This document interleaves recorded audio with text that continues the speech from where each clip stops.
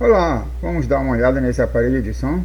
No vídeo anterior, nós vimos esse aparelho que chegou na bancada com um problema no áudio e apresentava um código de erro, que na verdade eu não lembro, mas não importa, porque eu nem dei confiança para o código de erro.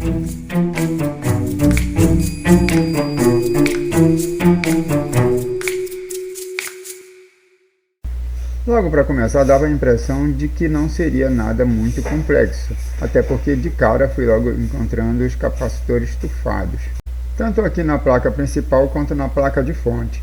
Também notei que havia muitos pontos escuros, o que mostrava muito aquecimento na placa, e isso prejudicou bastante a placa. Eu creio que foi por isso que eu tive dificuldade até para retirar os componentes, para avaliar, testar, trocar. Mesmo assim, até aí eu ainda achava que seria simples para resolver esse problema. Verificava o que estava queimado, trocaria e pronto. Mas não foi o que aconteceu. Para começar, na euforia, eu esqueci que a fonte também tinha capacitores tufados e cuidei apenas da placa principal. Retirei os dois capacitores que estavam visivelmente tufados para fazer a substituição.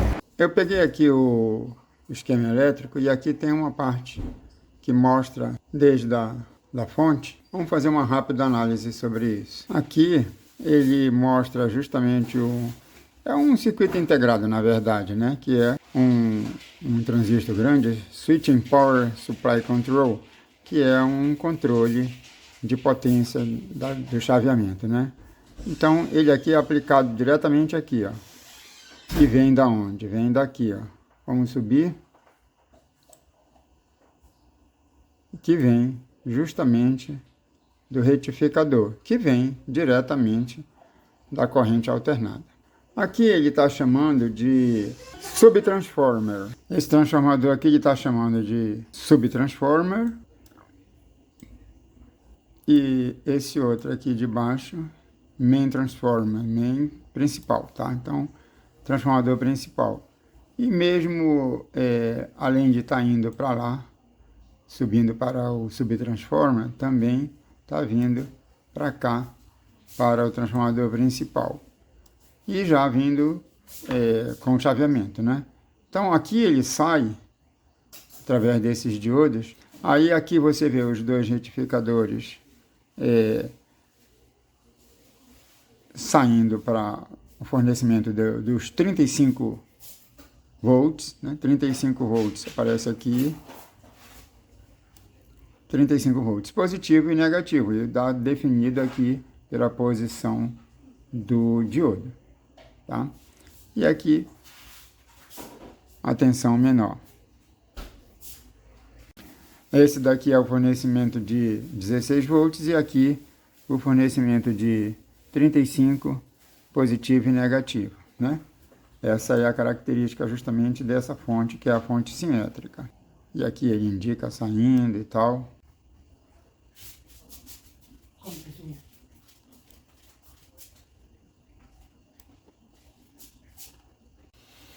Aqui nós podemos ver a fonte simétrica, inclusive está em vermelho e em preto. Vermelho positivo e preto negativo, né? Os capacitores são esses aqui, ó. Capacitores são esses aí, dois capacitores de 220 microfarads por 50 volts. E eles vão direto, vou puxar aqui devagar para a gente ir acompanhando, eles vão direto para o circuito integrado. Aí aqui, ó, vamos pegar como referência olhando só para o positivo, né? Mas a mesma coisa que acontece com o positivo, acontece com o negativo. Então, aqui, ó, tem uma ligação para cá e chega até integrado aqui, vou afastar para cá. E aqui também chega em outro ponto. Então, dois pontos chega o positivo e em dois pontos chega o negativo. Mesma coisa acontece aqui, o negativo e aqui o negativo. Aqui ele está ilustrando a saída com uma setinha, né, que ajuda bastante. Só seguir aqui, só para a gente visualizar. Aqui, a saída encontra essa bobinazinha aqui, que é justamente para eliminar, filtrar, né, as frequências altas que ainda apareçam aqui. Vem para cá. até a saída, esquerda e direita. Dois speakers, ou seja, para os alto-falantes. Retirei os dois capacitores que estavam tufados, que são os capacitores que vêm da fonte simétrica, no entanto, eles ficam perto do integrado. A gente costuma chamar de capacitores de proximidade. Eu fiz o teste, claro, mas já sabia que não prestava. Os capacitores são de 220 micros e aí só está dando 162, 163 microfarads. Então os capacitores foram substituídos e eu esqueci os capacitores da fonte. Daí eu fui testar o aparelho e adivinha, o aparelho não funcionou. Ou melhor, o aparelho funcionou sim e o código de erro desapareceu. Os comandos atuaram, mas não saía som. Acompanhe como se comporta o painel. Ele aciona no comando de liga e parece que vai funcionar tudo normal. Só faltou o som. E o aparelho é um aparelho de som, né? Funciona o comando, abre a gaveta do CD, lê pendrive, só não sai o som. Verifiquei o comportamento do aparelho e observei que o dissipador do integrado de potência está esquentando. Se o integrado está esquentando e não está funcionando, então está queimado. Ah tá, e eu tinha esquecido desses capacitores da fonte que estavam tufados. Daí só troquei esses da placa principal. Então eu agora voltei a trabalhar na fonte, troquei os capacitores e chequei também os diodos. E olha como está o estado da placa no local dos capacitores, gente. Esse aí é o capacitor, os dois estão tufados, então precisam ser trocados. Aproveitei e testei os diodos também. E agora eu vou ligar. Epa! Ele ligou e desligou na mesma hora. Isso é um indicativo de curto-circuito. Eu retirei o circuito integrado do aparelho. Eu vou testar o aparelho. Encaixar aqui, deu o pulso. Eu vou apertar aqui a tecla de power. Vou mostrar a lâmpada. Não aconteceu nada lá na lâmpada. O aparelho acionou aqui. Acionou, vou colocar aqui um pendrive. Parece que ainda vou ter muito trabalho pela frente. Eu tornei a ligar, sem ligar a placa. Está aqui sintonizada numa FM local. Vou medir com o osciloscópio aqui, na entrada do integrado, né, pino 4 e 5. 1, 2, 3, 4. Aqui. E sim, isso é informação de áudio. Pode observar que ela tem toda uma característica aí. Variando, né? Variando aí, é como se fosse voz misturada com um som mais fraco, mais forte. Essa é uma característica de áudio, sim. Vou colocar agora no pino 5, aqui. Coloquei agora no pino 5, porque a entrada é pinos 4 e 5, não necessariamente com aterramento, tá? A entrada para o sinal de áudio. Então tá aí, tá?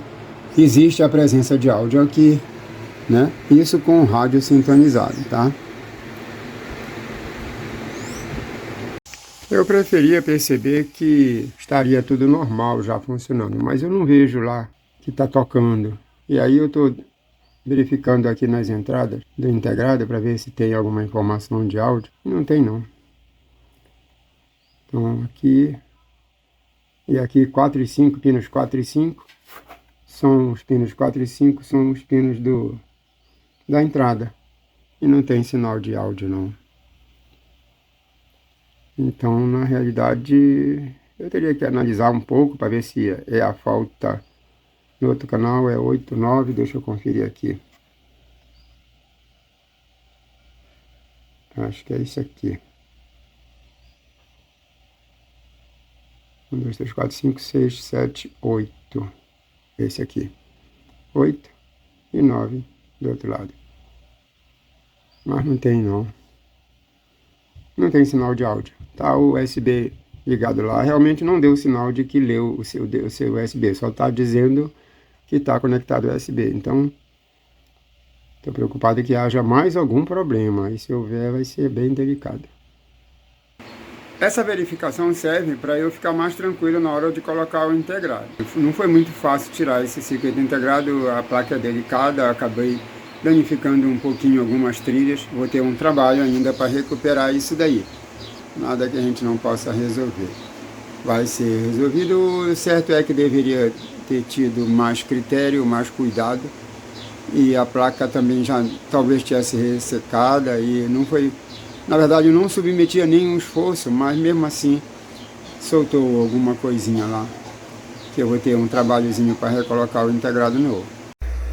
Antes de continuar, eu resolvi fazer mais uma verificação na placa, testando alguns pontos, inclusive o integrado regulador 7812. 17 volts na entrada e 12 volts na saída. Também resolvi testar de novo as entradas, os pontos de entradas para o circuito integrado. Ele está fora ainda e eu estou fazendo os testes colocando fonte de sinal, o pendrive, o rádio, enfim.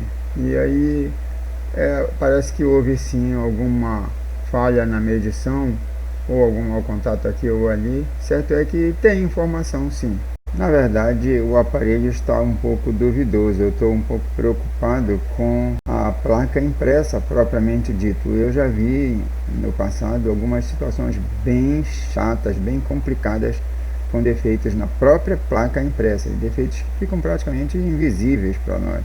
Para trocar esse integrado, antes de trocar, eu arrumo bem arrumadinho os pinos e encaixo primeiro do outro lado, que aí fica fácil. Eu encaixar, ajustar para que eles fiquem todos na posição, e aí que eu encaixei. Agora, depois de encaixar, eu vou puxar ele com cuidado e colocar do lado de lá, né? Do lado certo aqui, com eles todos guiados na posição. É uma maneira de colocar. Não sei se alguém tem outra ideia. Se tiver, deixa aí nos comentários, vou agradecer. Bom, o integrado foi trocado, parecia que tudo estava indo bem. Recuperei as trilhas aí que foram danificadas e mãos à obra. Eu vou tentar medir esse capacitorzinho, que eu vou substituir e colocar lá no lugar. Tem que ter todo cuidado para ele não voar. Tá, encostei aqui, veja lá no multímetro. 96,54. Dá para ver bem? Não. Dá. Bem. Então volte para cá. Ó, é muito chatinho até de medir, vou repetir a medição, coloque lá de novo. Ele está fazendo aí um tempo de varredura e vai já medir. Eu vou repetir. Agora. Eita, deixa lá no multímetro. Pronto. 97 nanofarads. Fazendo uma varredura aqui na frente, eu tirei o diodo daqui, que é igualzinho a esse, só que tem um tracinho para cá e o outro tem um tracinho para lá. Então um tá para lá, o outro tá para cá. Agora eu vou testar. Aqui no multímetro a gente escolhe essa função aqui. Aqui aparece o diodozinho. E testar o diodo. Testar de um lado depois do outro. Para um lado conduz, para o outro não conduz. Aqui eu estou procurando porque, ao que me parece, tem um curto na saída. Por exemplo, mesmo aqui está dando aberto, mas aqui está dando um curto. Como se esse diodo estivesse em curto. Eu vou retirar, testar fora, mas antes eu vou colocar esse de volta, porque aqui não tem. Aqui não tá dando apito nenhum, então não tem. Ele vem para cá. Esse aqui é o caminho da saída, aqui é o negativo. Os dois não estão em curto, mas aqui aparece como se esse capacitorzinho estivesse em curto, mas também aparece como se fosse esse diodo. Então eu vou tirar primeiro o diodo, depois eu vou tirar isso aqui. Pessoal, eu testei várias coisas, pesquisei, mas olha, tem hora para tudo. E agora eu já estou revirando o meu acervo aqui, procurando algum amplificador que esteja funcionando para trocar. Antes eu informei a cliente e ofereci uma caixa ativa no lugar do aparelho dela, mas ela não quer. Tem coisas que dificilmente o cliente vai entender, como por exemplo, o que eu já trabalhei nesse aparelho passa do valor do aparelho, se eu for cobrar minha mão de obra. Então, considerando que o aparelho já está funcionando a partir de todos os comandos, inclusive CD, então é só trocar o amplificador completo. A outra opção seria trocar a placa principal completa. Isso se conseguisse no mercado, se conseguir, não sei, mas o preço com certeza será elevadíssimo e com certeza ela não vai autorizar o orçamento. Estou usando uma lâmpada série para proteger ainda, porque ainda é experimental, né? Então tá só um canal por enquanto. Essa placa é de uma mídia de carro muito boa e utiliza justamente aquele circuito integrado 7377 que eu apresentei para vocês no meu vídeo do amplificador Vintage. A vantagem é que eu posso dar garantia por essa placa e pelo serviço. Quero ver você feliz, tô aqui pra fazer você dançar com um astral contagiante. Tô aqui, vamos cantar, quero ver você feliz. Tô aqui, vamos cantar, quero ver você feliz.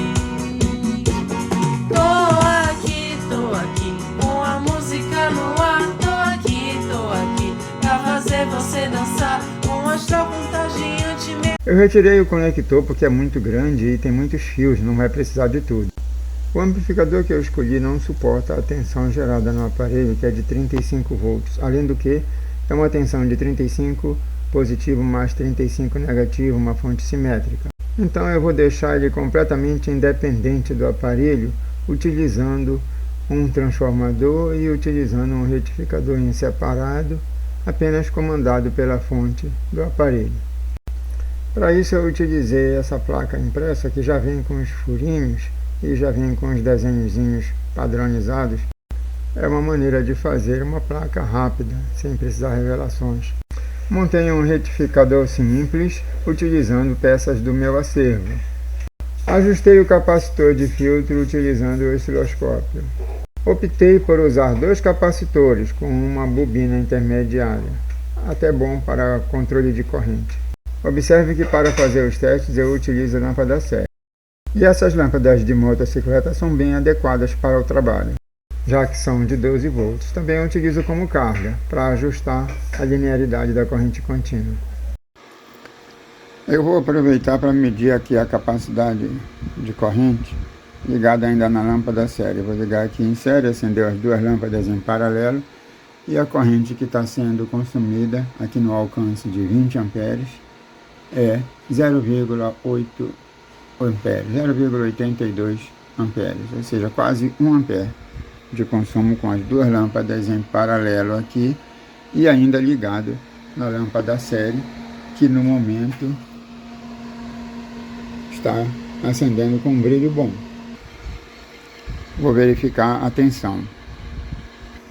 Troquei agora para o voltímetro, aqui na escala de 20 volts, em corrente contínua, e vou medir a tensão aqui. A tensão caiu para 6 volts e a lâmpada série está com bom brilho, então significa que essa fonte fornecendo 800 mA, a tensão cai para 6 volts, mas isso ligado na lâmpada série. Na mesma oportunidade eu vou verificar agora como se comporta ali no osciloscópio. Tá ali, ajustei o 0 lá para aquela posição e vou medir aqui.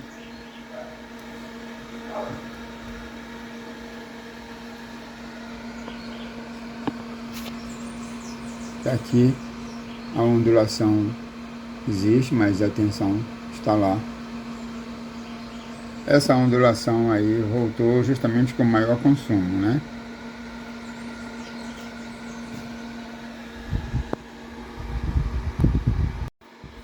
Vou medir a corrente só com uma lâmpada agora. Liguei aqui e a corrente ficou em 0,64, ou seja, 640 miliamperes, só com uma lâmpada. A tensão com certeza subiu. Então vou medir agora a tensão, subiu para 8,5, lembrando que está ligado na lâmpada série, né? E a lâmpada série está acendendo com brilho, mostrando que há sim um consumo. Está aqui então 8,5 volts, vou ver agora no osciloscópio, liguei aqui, vou colocar aqui a caneta, pronto, forma de onda continua, tem uma pequena ondulação. Essa ondulação eu vou deixar para experimental, além do que está na lâmpada série, né? Então, como está na lâmpada série, eu vou deixar assim e já tenho essa referência aí. Ligando direto, ou seja, sem a lâmpada série, medir a tensão aqui, tensão sobe para 11 volts, 11,22, 11 volts, 11 volts, qualquer coisa. Eu vou verificar o formato de onda, ligar aqui.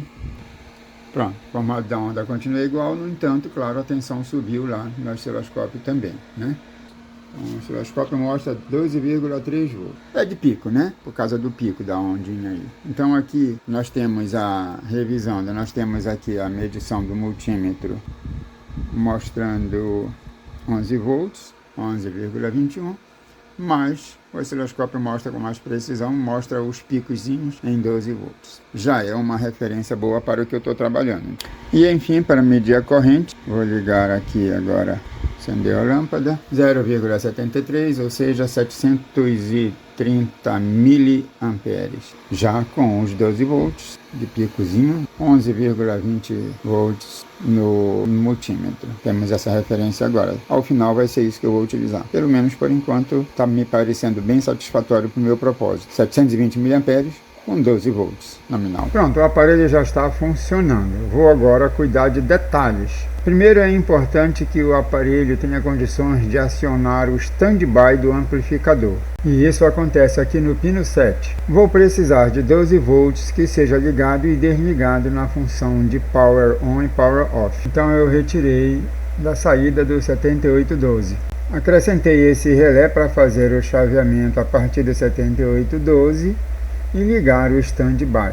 Claro que poderia ser bem mais simples esse circuito com um transistor ou coisa assim, mas eu tinha na bancada e achei prático e rápido fazer isso. Funcionou e fica comandado pela tecla liga e desliga lá na frente. 3222 698.